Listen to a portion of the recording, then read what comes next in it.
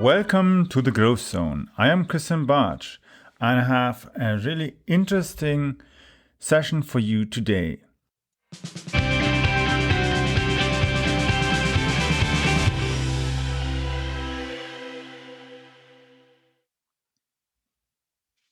So today we have some really interesting topics. I've got Naira Perez, and I'll be asking her some very important questions that are relevant, especially for B2B companies. And these are the questions I've selected.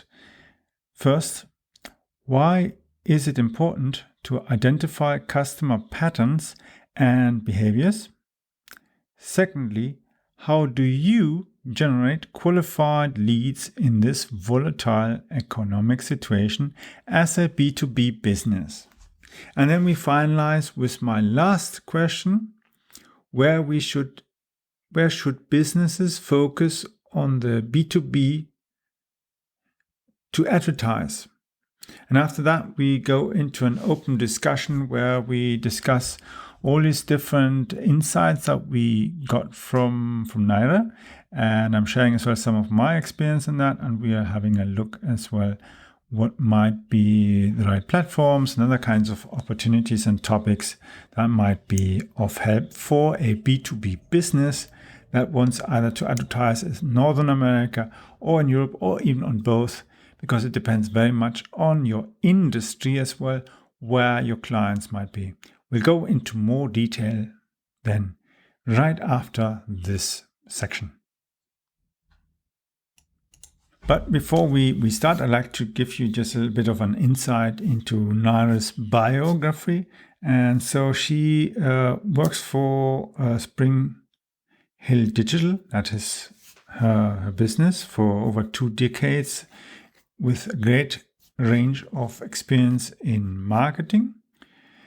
She got her start in direct response advertising, building brands on television before going actively digital. And that was a thing that she received daily reports of calls and orders from clients. And through that data, she started modifying paid media plans and placements as needed to better serve her clients. Her main areas of expertise include developing digital marketing strategies, identifying customer patterns and behaviors on and offline, and optimizing the return of investment through generating qualified leads for her clients. Important, of course, is having an even better process, effective planning and execution. And from that paid media, pay per click, integrated campaign design, audience patterns to platform initiatives. She's done it all, but her specialty is in paid advertising. And that's where we'll be asking her as well to get some more insights, up-to-date insights, what's happening now in the market, in the different platforms and on different areas, and depending as well very much on the idea of, for our business case, looking at a B2B potential business that would benefit from the concepts and the opportunities that are in the markets now at this moment. And just to mention, Naira loves the excitement of optimizing in real time and exploring the plethora of possibilities that exist in raw data, taking pride in the fact that companies don't need huge budgets to make their digital marketing more effective.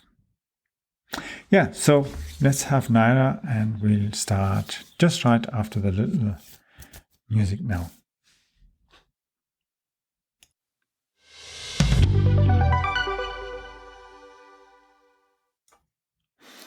So today, as I said, together with Naira Perez.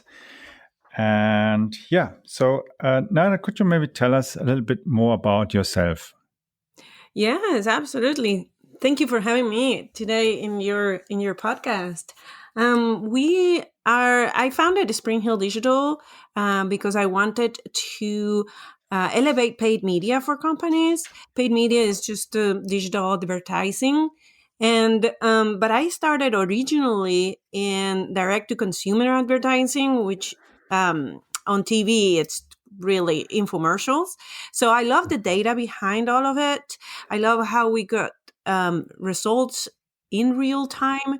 So whenever Facebook started to being really big, whenever Google Ads were all the rave, I just jumped to a digital. It was so much more real time, but it still had that quality of data that I was looking for in marketing to develop strategies. So after I about 5 years working with another agency, a digital agency, and just educating myself in everything I could digital.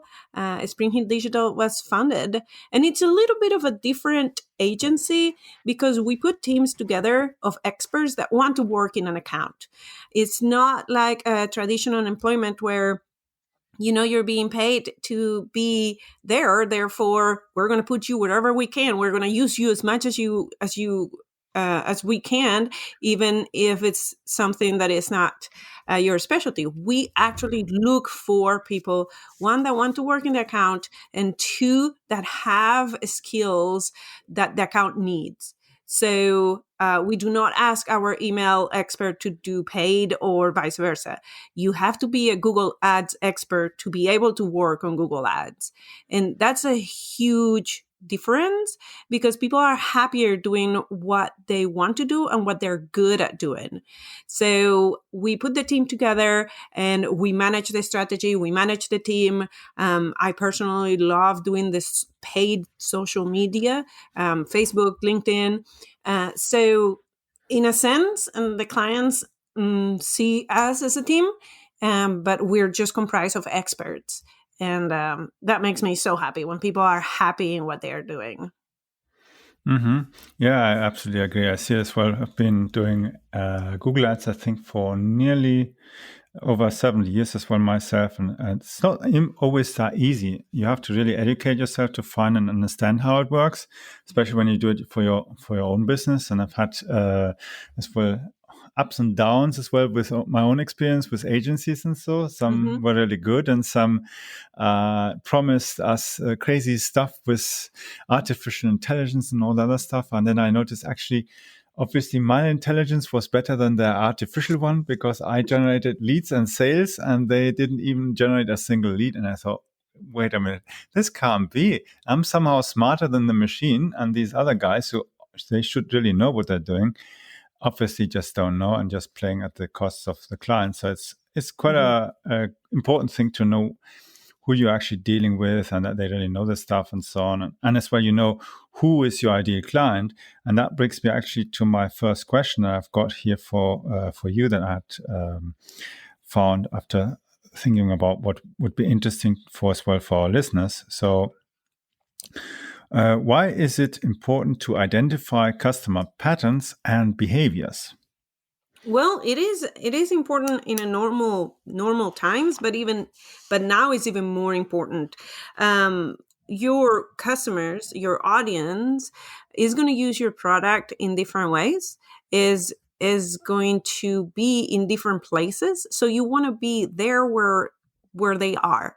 As an example, nowadays is a perfect example of people spending more time on digital devices. They're spending more time on social media. They're spending more time doing things that they didn't do before. Maybe they cook more. Maybe they have at-home exercises. So if your company cannot adapt to the new habits of your audience, then you're going to get obsolete. And so that's why I advocate in times of in downturns, in times of difficulty, just actually lean on your marketing team and use them to research your audience. How is your audience adapting to any changes that are happening around them? As an example, restaurants are finding out that with what's happening with the pandemic, with the virus, they weren't open. They couldn't have guests over, so they adapted and did a lot more of takeout and services that deliver, and that's a new opportunity. Some restaurants decided to close altogether. So what happens if I was used to eating at a certain place and now that place is closed?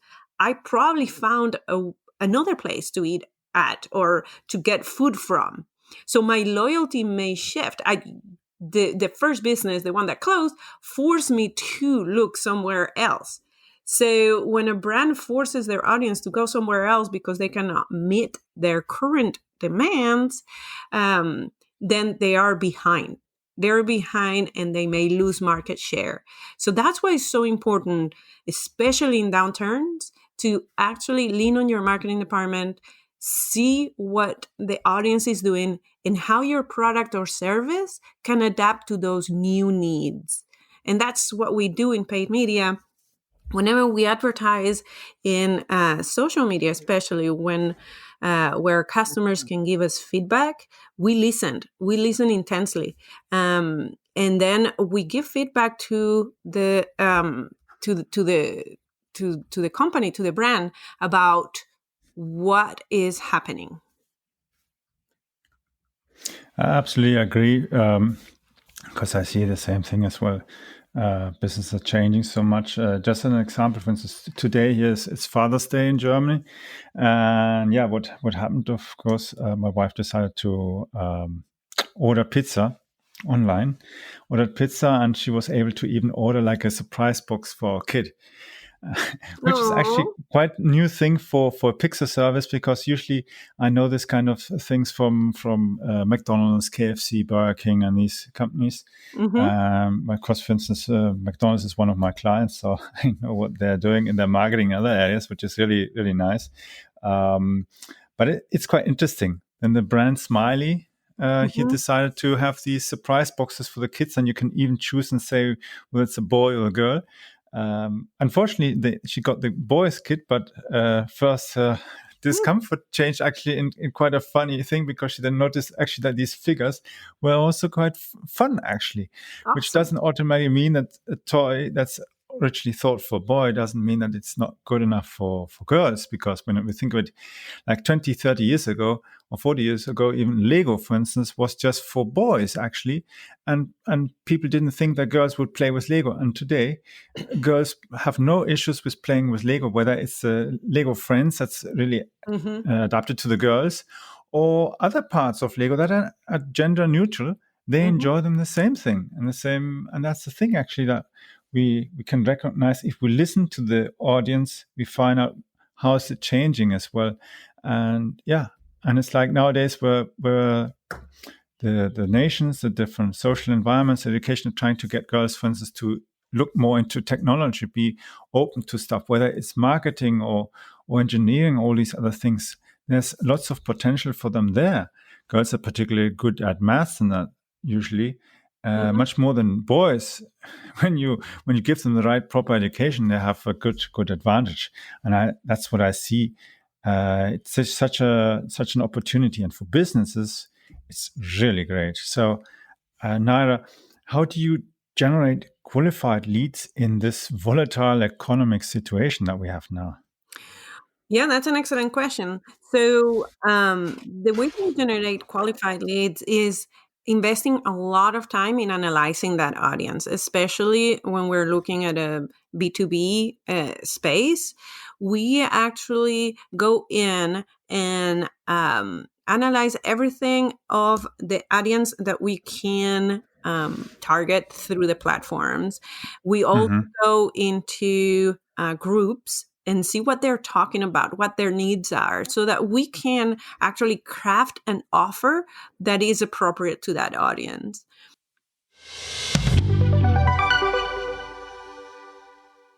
We at Spring Hill Digital, we listen to all the feedback that is given in the social media ads. We see where the audience is going. We see what needs are we meeting, and we give that feedback to the company. And then we also analyze if our ads are hitting the mark or not.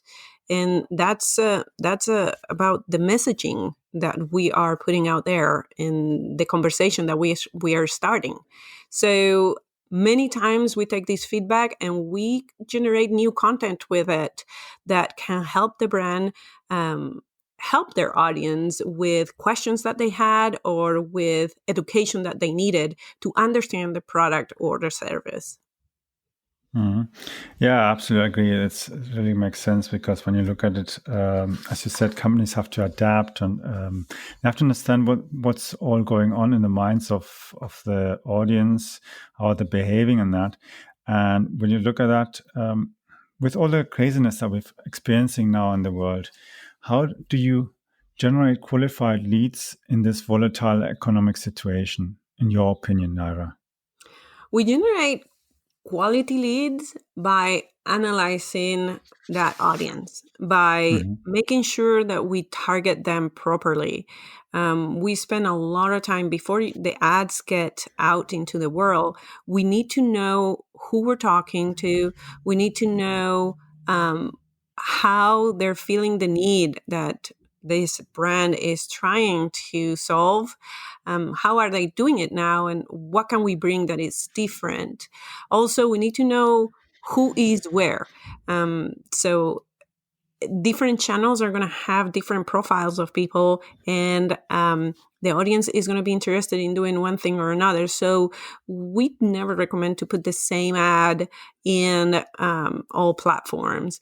We recommend to have a line of thought, like have the same message, have the same tone, but an ad in LinkedIn is totally different than an ad in Facebook, as an example, or different than an ad in Google ads. So knowing your audience very well, knowing their questions, knowing their worries, knowing their pain points, it's how we then can target them properly.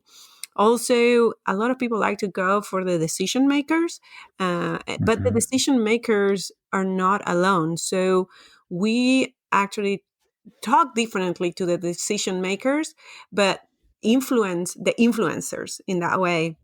Mm-hmm. So whenever you're going to make a large purchase for your business, you may talk to 2 or 3 people that maybe are not going to sign the check, but that are knowledgeable enough that their opinion counts. So we need to be in front of those influencers and just talk in a different way. And so we also divide your audience between cold, warm, and hot audiences and talk to each audience in a different way because they're in a different part of the customer journey.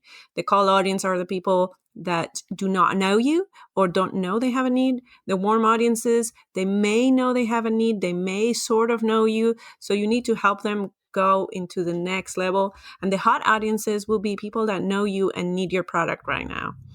So, but there is a part of the equation which is very much on the brand's shoulders or the company's shoulders, which is the nurturing of a lead.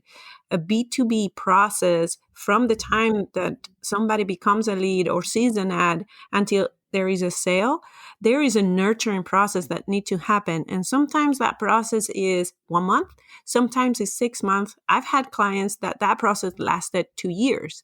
They were quality leads, but the product itself needed that much nurturing to be understood and to be evaluated in the proper way. So that's something that you need to know from a brand perspective, from a company perspective. What is that nurturing process, and how can we as paid media people get them leads that are willing to go through that nurturing process? Because if I, as an agency, bring you 1,000 leads, very good leads, but then there is no CRM, there is no process where the brand talks to those leads, nurture them, holds their hand through a very complicated, sometimes very complicated process of learning about your product, then you spend a lot of money for nothing. And I want to make sure that all of those leads get the journey that they deserve and they get nurtured. Yeah, I agree because sometimes as well you release some sometimes can have clients where, especially like as a B2B, and you maybe got lucky and you got a good, even a government client, and it can be that it takes maybe a year even to just get them as far to agree that they want this kind of setup. And then they actually ask you for an official quote. I've had that as well with some of my clients. And then they change something and it doesn't fit. And then you have to change it, adapt it again. And the whole game starts again from begin. Another 6 or 8 months or 9 months pass. You have to then be very patient. And and then you have to really have that in your marketing as well, fitting and on the sales process. If that doesn't work together and you get the wrong kind of people who are just anxious. So if I can even imagine if you're selling, for instance, like a small Cessna, or you're selling a big Gulfstream, it's a totally different game. The one thing costs maybe $200,000, and the other one costs $5, $8, or $12 million. It's a big difference of decision and the type of client that we've got there. So when we look at all these things, depending very much on the kind of business and that, if we'd say a business is focused on an industrial market, a B2B market, and wants to sell something, whether it's a service or product, to another business, not focusing on consumers and that. So where should a business focused on this kind of B2B markets advertise to get quality leads that are actually going to become ideal clients and buyers? Yeah, that's a great question. So it depends on who they are and also where your audience is hanging out. So the first place will be social media. LinkedIn it's a good place to be, and we have to adapt the message depending on the product that the business is advertising or the service. But that there is where it's a professional network, so you can target very well your audience by job title, by job function, by years of experience. But know that although you know who they are very, very well, because the platform gives you all these choices, know that it may not be the right time. So what you're doing, the strategy in the social media in LinkedIn, will be to create content that shows how much you know about the topic that they're probably dealing with. So when the right moment it shows up, then you're in top of mind. You're right there. They know, okay, we've been talking about walls and how to make holes in the walls and all types of walls. Now I need to make a hole in a wall. Okay, this drill company that has been giving me all this great content, I think they will make great products because guess what? They know a lot about making holes in a wall. So that is where social media comes in, and LinkedIn will be my first recommendation. The second one will be people that actually are looking to make holes in a wall, people that have an intention. You do not know who they are, but you know they need to make a hole in the wall. So in that sense, Google Ads or even Bing is a great for B2B, great place. Well, it used to be called Bing Ads. Now it's Microsoft Ads.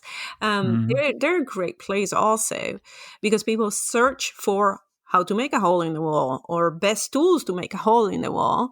And so you know, okay, there is my topic right there. There's somebody looking for my product for sure, or best drills. But you do not know if it's a consumer or if it's actually a business, a contractor, or a big construction company.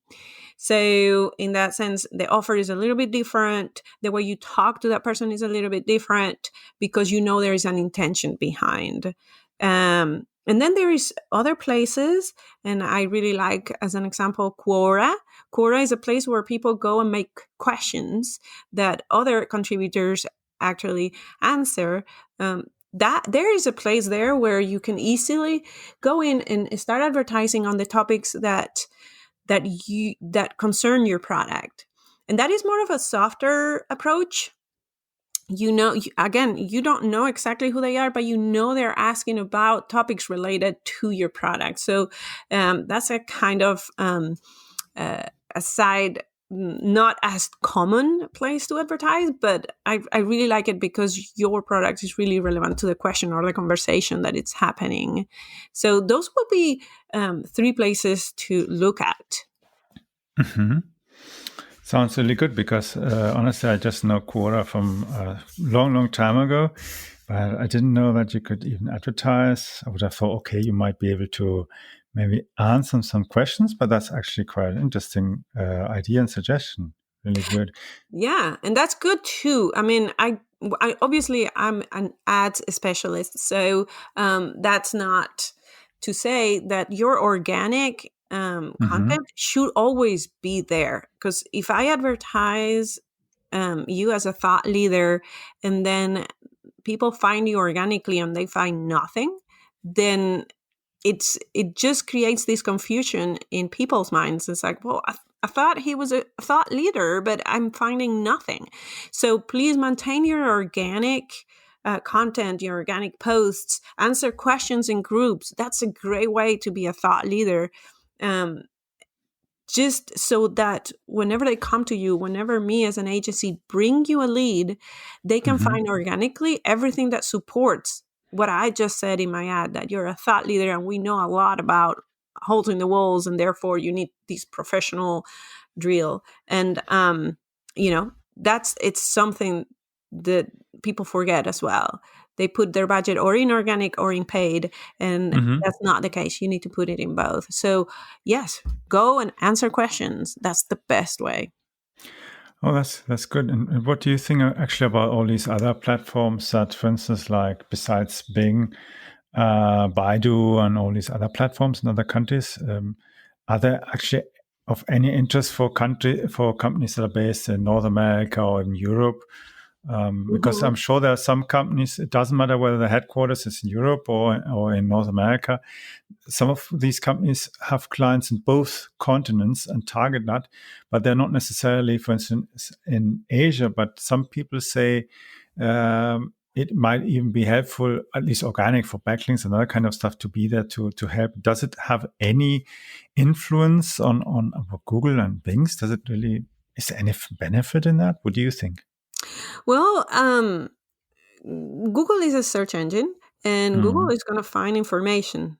Whatever it is going to Mm-hmm. find it. So, also, let's think about the first question that we talked about, like why is it Mm-hmm. important to analyze the audience behavior, because people may not be where you think they are.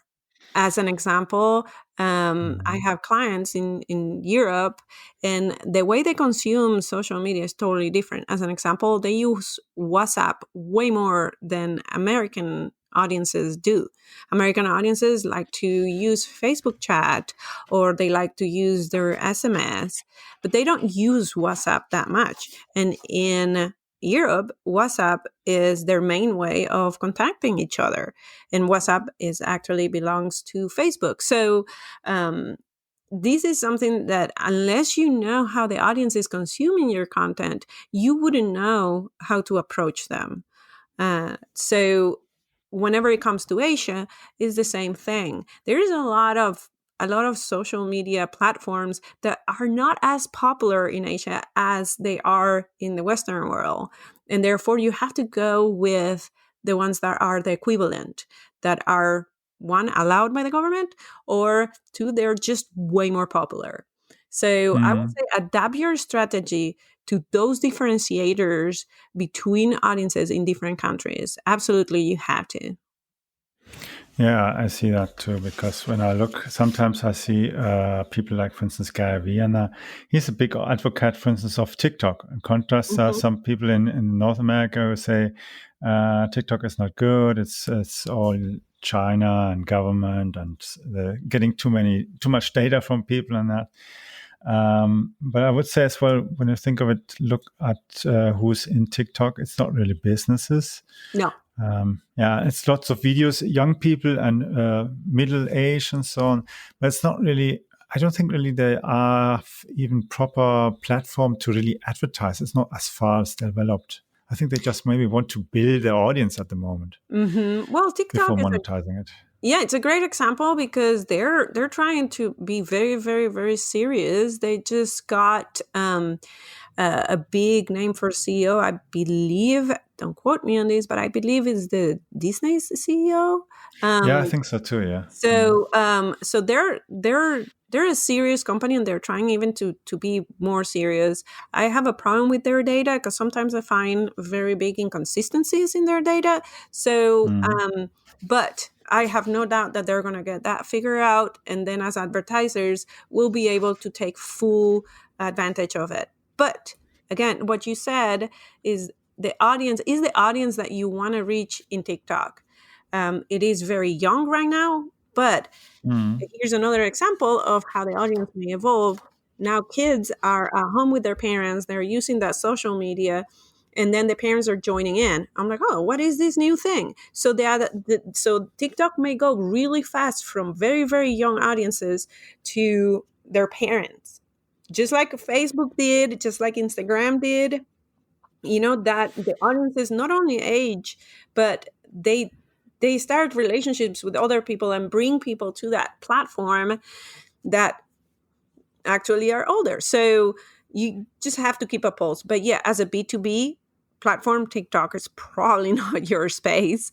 You have to go with more professional and more geared to B2B platforms. Yeah, I agree, because when you look at it, for instance, Facebook originally started for students, and nowadays most of the people actually are middle age and older, and they're very Hmm. young. The kids either go to TikTok, Snapchat, or these other areas, and that's of course something whether you maybe can do in the consumer B2C area, but for B2B, for instance, with TikTok, I'd say maybe if I want to reach maybe pilots on Hmm. that, or stewardesses, I'd have a good chance there.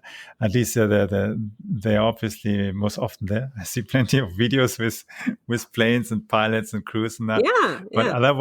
otherwise, everything else is just kids dancing around, and that's it. And yeah, I think as well, LinkedIn is one of the best places to be. It just Mhm. depends very much. Some companies go towards, I think, chatbots and that kind of strategy Mhm. to generate leads, and others do ads. Um, what do you think? I mean, what would be a good thing actually for LinkedIn? Is actually chatbot really good, these LinkedIn bots, or is it better to advertise? What's your Well, experience? yeah, in LinkedIn, I really like newsfeed ads more than anything. The Mm, Messenger ads, Messenger, the LinkedIn Messenger, um, it's a very personal thing. You're getting right into their inbox, and so you better mm, have a really good personalized offer to them. Otherwise, it doesn't work in 95% of the time. So, um, very specific cases, it can work, but it wouldn't be my first choice for a B2B client just starting on LinkedIn or even an experienced one. It just is not. And chatbots, they can be like in Facebook, they can be very efficient, especially if you have them well designed. If you take an ad, a newsfeed ad, and then instead of click a button and go to your website, you can have a click a button and take them to Messenger and have a chatbot automatically answer the most common questions. That's mm, fine. Or direct them to the articles that will answer those questions. So where you will get into a problem is like if you want to mimic that or pretend that there is a human behind that chatbot. If you do not mm, have customer service answering questions in Messenger, then be very honest about the fact that these are most frequent asked questions. Where can I direct you? And at the end, if you have additional questions, please contact us here for a person or come, schedule a demo. But be very upfront. I think mm, people value honesty more than anything else, and transparency. And I've gone through very good, very well design funnels that have been designed for automatic mm, um, mhm. interaction, and they were so good. I found the answer I wanted, and great, win-win for everybody. So just just know that those are, you're just entering right into their inbox, and you can put off audiences very fast. So in LinkedIn, newsfeed ads work really well. They have the right balance of cost and content.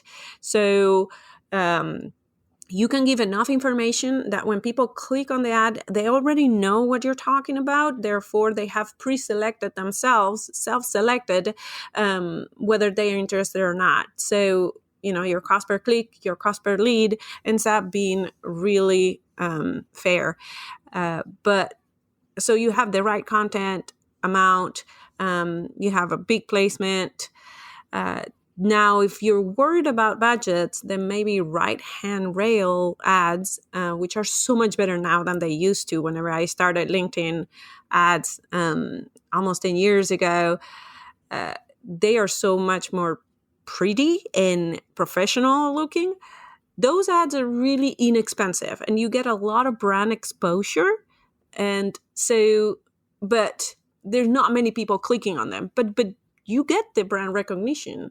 So there's different things that you can do in LinkedIn. You can do lead ads where the leads are, captured within the platform, which is great for mobile.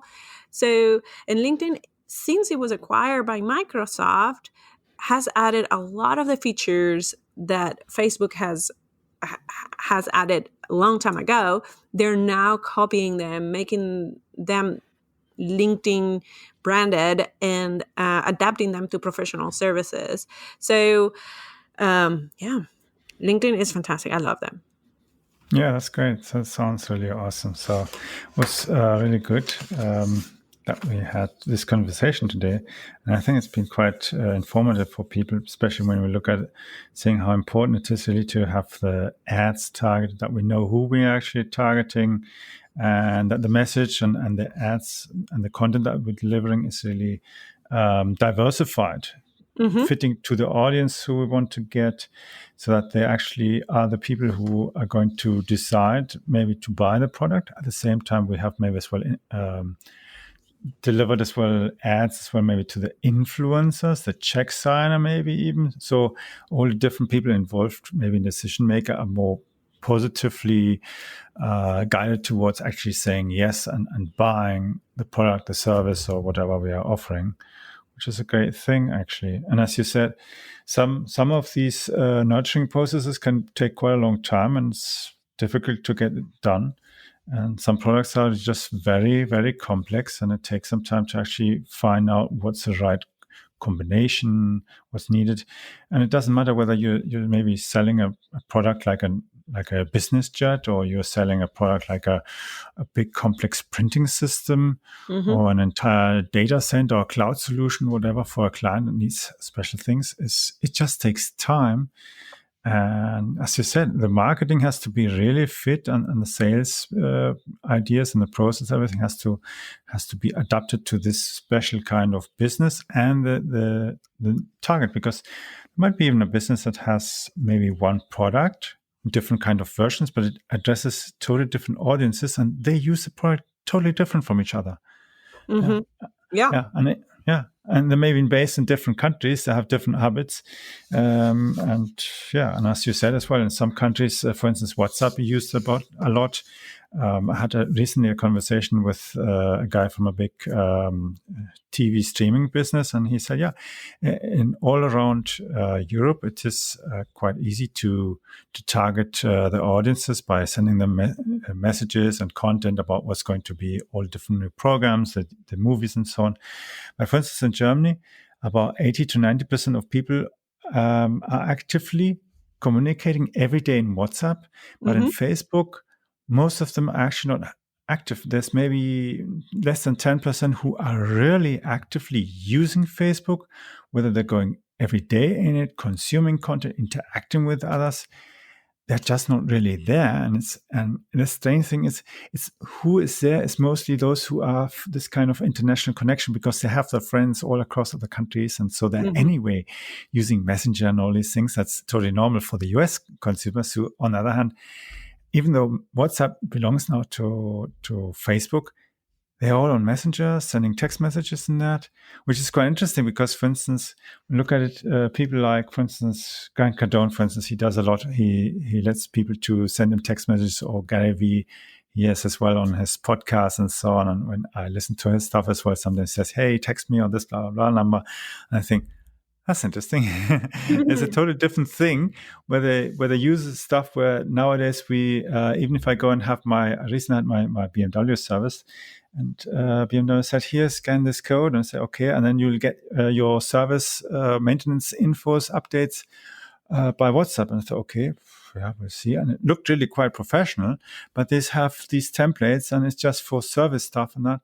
But you can't really send out content as we can do maybe on LinkedIn or Messenger and that. And that's such a big difference. Yep. I think it's definitely, you're absolutely right that the companies have to really know who they wanted to target, what their patterns are, the behaviors, who the people are in the end, and how to really properly offer something that is of value, and the people will say, yes, I want this. I have the value, and I'm willing to pay as well a price in that. It's all these things. Yep. Yeah, so it was great having you here on the show. Naira, thank you very much for being here with us. And yeah, I'm sure sometime in the future we'll be chatting again about some other really super interesting topics around this whole marketing and paid ads and so on. There's so much happening now. There's so much, yes. Thank you so much for having me. It was a lot of fun, and I hope your audience really enjoyed it. So, yeah.